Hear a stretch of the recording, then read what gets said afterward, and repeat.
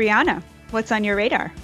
Well, Fatia, I have what might be a hot take on the word woke.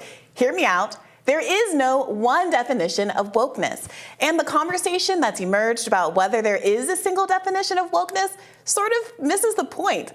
Now, of course, I'm alluding to our now viral rising interview with author Bethany Mandel, who co-authored a book about a war the left is allegedly waging on American children. In case you haven't seen the interview, which now has a Washington Post write-up, 2 Daily Beast write-ups, and a Huffington Post write-up, which has been viewed over 7 million times on Twitter. In her interview, Mandel used the term woke repeatedly to describe the nature of this war on children. So in an effort to better understand her specific grievance, I asked her how she defined the word. Here's the now viral clip. Consider themselves very liberal, and probably fewer of them consider themselves to be woke. And so, when we talk about traditional... What does that mean to you? Would you mind defining woke? Because it's come up a couple times, and I just want to make sure we're on the same page. So, woke is sort of the idea that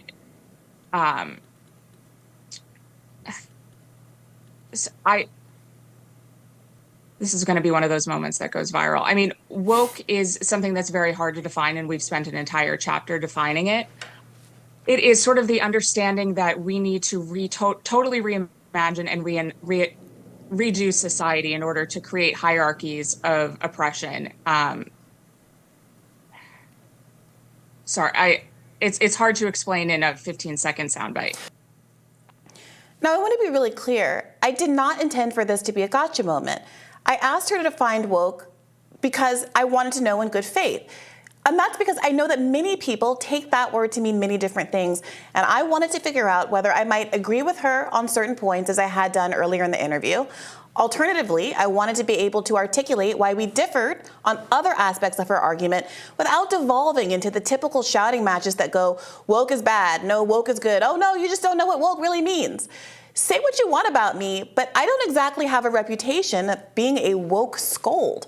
I spent a good part of my career as a leftist journalist critiquing what I believe to be certain overreaches of the left that, in my view, undermine important substantive fights for racial, gender, and economic equality. My very first 2 viral articles as a journalist were critiques of weaponized identity politics and of cultural appropriation discourse. In those articles, I questioned whether the gender and/or race of politicians like Hillary Clinton and Kamala Harris were in fact being used to insulate them from legitimate concerns about their records on criminal justice issues, or in Clinton's case, her choice of an anti-choice VP.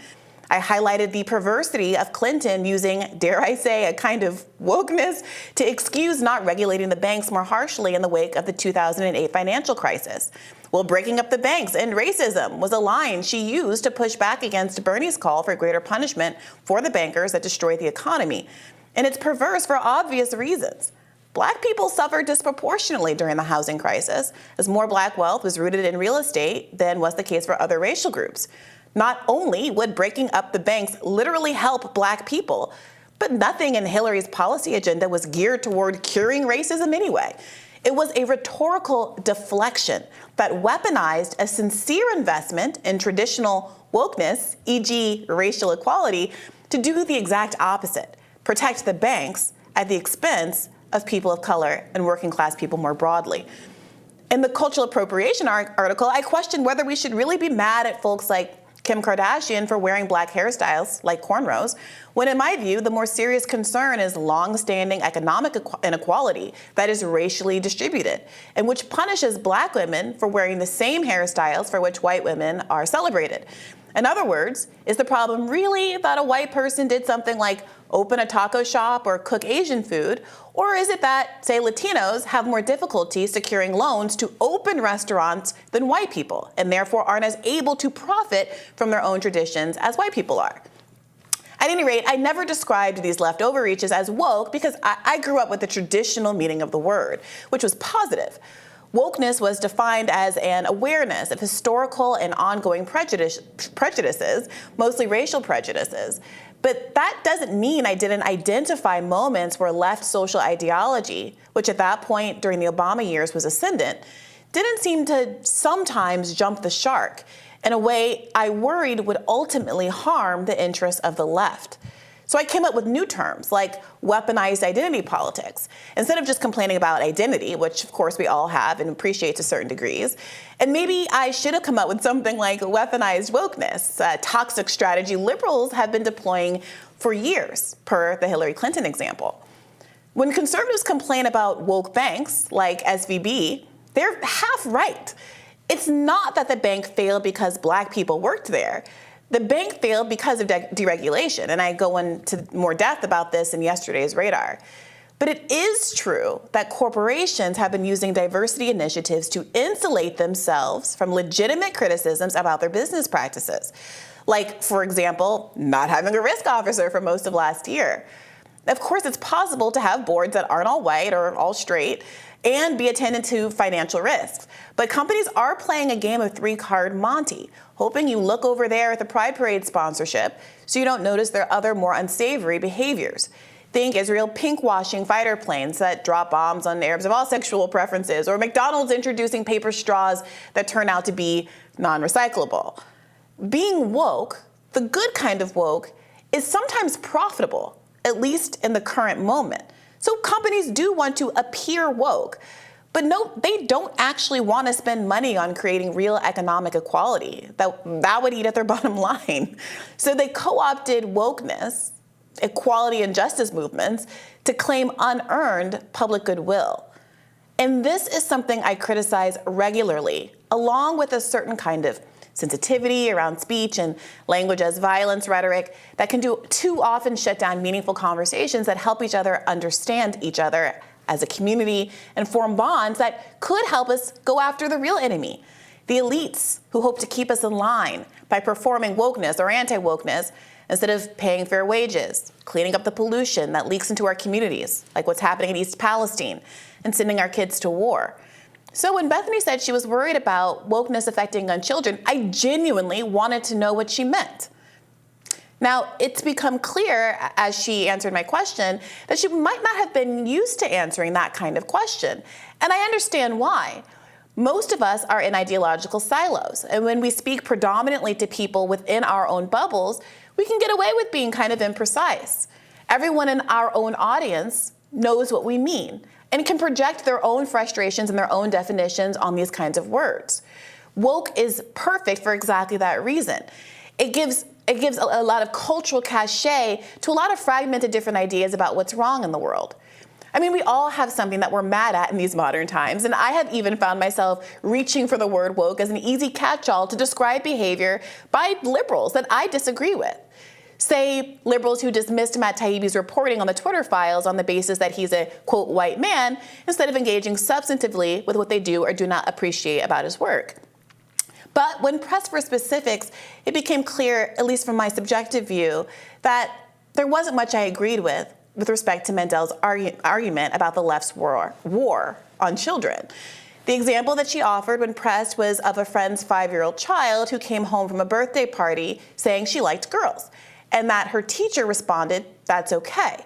You can read the tweet for yourself here on the screen, and there's nothing in that tweet or in the rest of the thread that indicates that the child meant that she liked girls romantically.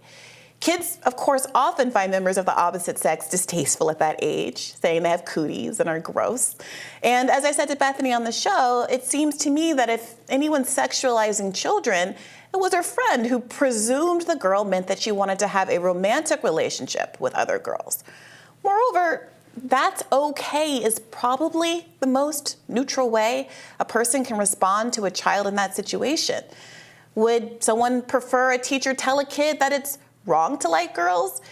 Is telling a kid it's wrong to like girls not a kind of indoctrination that cuts in the opposite direction? See, so much of this discourse ignores that teachers and parents are dealing with really tough choices. Child rearing is deeply personal, but much of a child's life is spent away from parents at school. There are bound to be values gaps between parents and teachers cutting in both directions.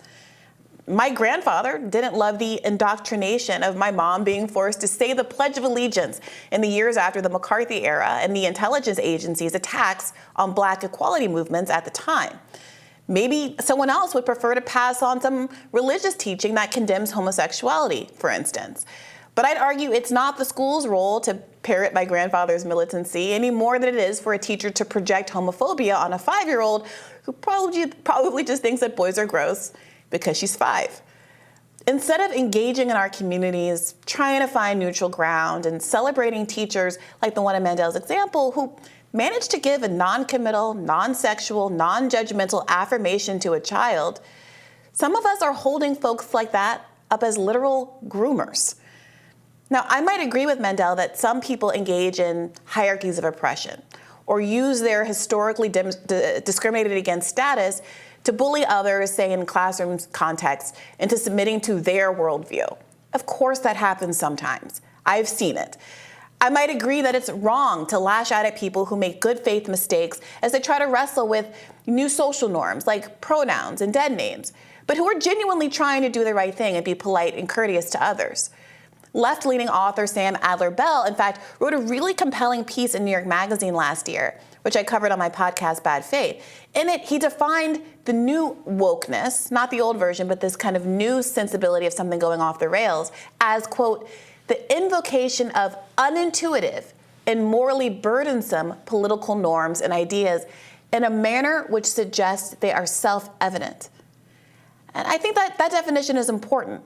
I agree with that framing in particular so far as it criticizes not traditional wokeness, but the idea that these new norms are supposed to be self-evident when they're not. They're new. And that those of us who stumble to adapt to them should be subject to ridicule or, dare I say, cancellation when you err in good faith. Think, for example, the Stanford banned words list that condemned the use of the term grandfathered in. Is that something that most people are aware of and that they should get a tongue lashing for continuing to use in conversation? I think most of us agree no. So the reason why it was important for Sam to define a version of wokeness before he critiqued it is the same reason I urged Bethany to define it. Because it can mean so many things to so many people, a failure to define the word woke serves to divide us and obscure the extent to which most of us agree about some basic things. One, it's good to live in a pluralistic society, but it can be challenging. We want to protect our freedoms without infringing on others. And when we butt heads, when we do infringe, we want to treat each other with compassion and understanding. That means Bethany homeschooling her children and having the right to do so. It also means opposing state efforts to ban the rights of other parents to allow their children to access gender-affirming care if they, in consultation with their doctors, believe that's the right course of action. It means trying to respect people when they tell you how they identify, or alternatively, accepting that a decision not to respect other people's identity means you might not be liked very much, and that's okay. You know, if your name is Bob and I insist on calling you Cheryl, I don't get to claim to be canceled when you don't want to be around me or work with me. That's just common decency. My problem with so much of this wokeness discourse, and this was also true of cancel culture discourse and CRT discourse, by the way, is that when we get to specific cases, most of us agree on a lot. Mandel cited a statistic that only 7% of people identify as woke, but in fact, a recent study in The Hill showed that most people view it as a positive term. Most Americans oppose things like book banning, even if you put the word woke in front of books, and that includes books that are banned in the interest of wokeness, like the Roald Dahl stories that are being edited to exclude words like fat or ugly. Liberals agree that that was an overreach. Whoopi Goldberg agreed. So what are we actually arguing about exactly? Look, I don't want to play dumb here. I'm sure there is a sincere disagreement about whether, say, a book affirming the validity of parents who are exotic dancers is appropriate for school-age children. That was another example that Bethany brought up in our interview. And school boards can decide whether or not they want to keep a book like that in a school library. But advocates like Bethany seem to sometimes be arguing that those books shouldn't exist at all, that they should be censored altogether, not even published. But the reality of life is that some exotic dancers have children, some sex workers have children, and those jobs are real jobs that put food on their family's table. And those parents have every right to seek out or even write literature that helps them explain their reality to their children. Look, some parents are obese, some parents smoke, some parents only see their kids once a month, some parents engage in all kinds of behaviors that I might not choose for my hypothetical children. But I think it would be deeply authoritarian and presumptuous of me to tell other parents that they can't access books that help them explain their life and their reality to their children. Wokeness is hard to define for the same reason that what is a woman is a hard question to answer pithily. It's because different people have different definitions of the word. It's that simple. It isn't a gotcha, and it shouldn't be treated as such.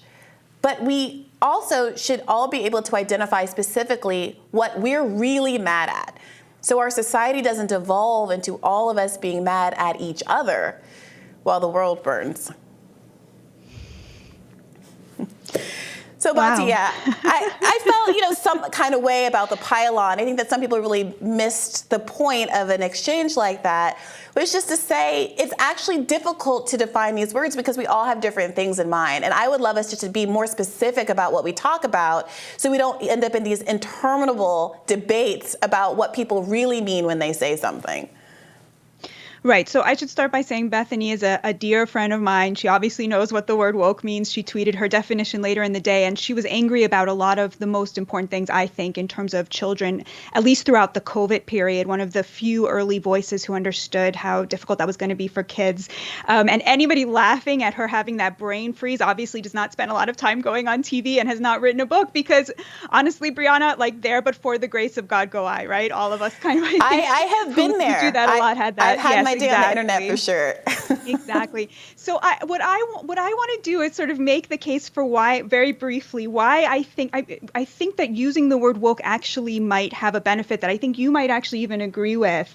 First of all, the wokes are obviously the people who from the left who hate you a hard time for being so eloquent about the dangers of, so my definition of wokeness, right, superimposing a racial binary onto a power binary in a way that suggests that, Don Lemon is a victim and the residents of East Palestine are oppressors, right? You are very eloquent in calling that out. And the people who hate you for doing it, that is the people that, I think it's important to have a terminology that allows us to critique that, but a terminology crucially that is available to people who don't have the luxury that we do of sitting around and talking about what to call things all day. I'm working on a book about the working class, which means I talk to a lot of working class Americans every week, a lot of people of color who use the word woke because it came to represent something that bothers them about what their children are being taught in school. Excuse me.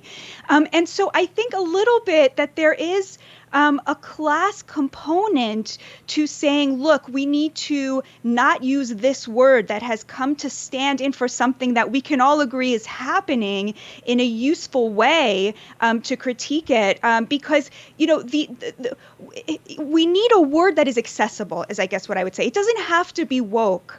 But to me, giving people who don't have the luxury of sitting around all day and thinking about what to call things a vocabulary to describe something that they are seeing and noticing and is bothering them and upsetting them, and as you point out, from a class point of view, from an economic point of view, is impacting them deeply, right? As it takes over the Democratic Party, as it sidelines more progressive ideas, I think that would be my case for the word. So what do you make of that, Briahna? My concern is that, one, woke has not organically had this shift in meaning. It's people like Christopher Rufo who very purposefully changed the meaning of that word and used words like CRT, introduced new words and concepts like CRT that weren't really commonly known, because they understand that they can capitalize on sincerely held, often economically driven concerns and take it from the realm of do something about my economic status to this is actually a cultural problem, and then have people in power, have elites that have control, status, and money not have to be responsible to the underlying economic concern because they can superficially appear to be going after it by going after something as abstract as wokeism. So I would argue that leaning into those kind of words help people who are elites and powerful avoid their fundamental responsibilities. It's Hillary Clinton saying, it's, I'm going to do wokeness. We're going to do racial identity politics. We're breaking up the banks, cure racism instead of breaking up the banks. And on the other side, it's Ron DeSantis saying it's a woke company, it's woke Disney. There are woke issues going on here. Instead of breaking it down the issues, are there labor issues going on at Disney? Do the workers there get enough money? Are you erasing the reality of low-income workers in Disney World by calling them woke? Does the fact that they might have political beliefs, cultural beliefs that are different from yours, make them fundamentally not your ally in a struggle for good pay and labor protections? And so, I got to just push back against that. The problem in East Palestine isn't wokeness.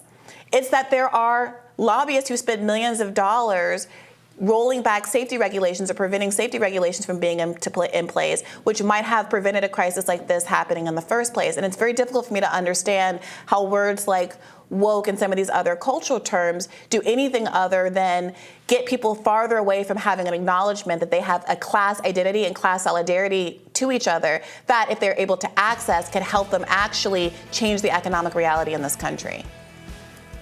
Well, I'm sure we could talk about this for the rest of the day, but we certainly have more rising to get to. So we will have more rising right after this.